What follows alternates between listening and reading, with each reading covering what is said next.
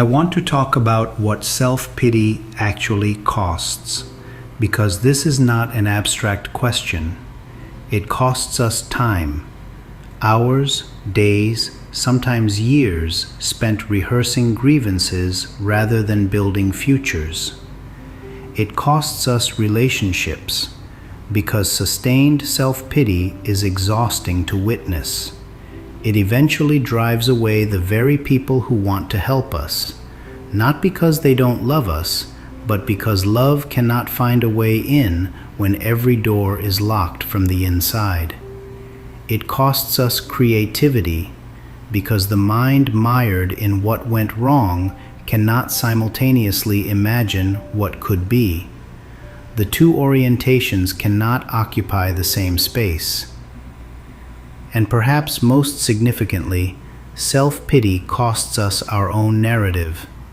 When we are its prisoner, we hand the pen of our life story to circumstance, to other people, to the past, to everything and everyone except ourselves. We become characters in someone else's story rather than the authors of our own. There is also a physiological cost that deserves mention. Research in psychoneuroimmunology, the study of how psychological states affect the immune system, has shown that prolonged states of helplessness and chronic negative rumination suppress immune function, elevate cortisol levels, and increase inflammation in the body. Self-pity, in other words, is not merely emotionally damaging. Over time, it is physically damaging too. The mind and the body are not separate systems. What we choose to dwell on shapes the chemistry of the cells. I am not saying this to frighten you.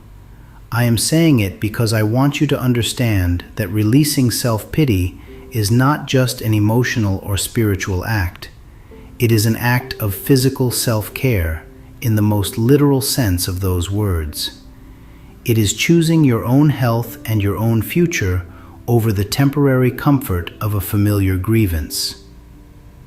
But perhaps the most poignant cost of all is the loss of what might have been. Every year spent in the comfortable prison of victimhood is a year that belongs to a future that never gets built.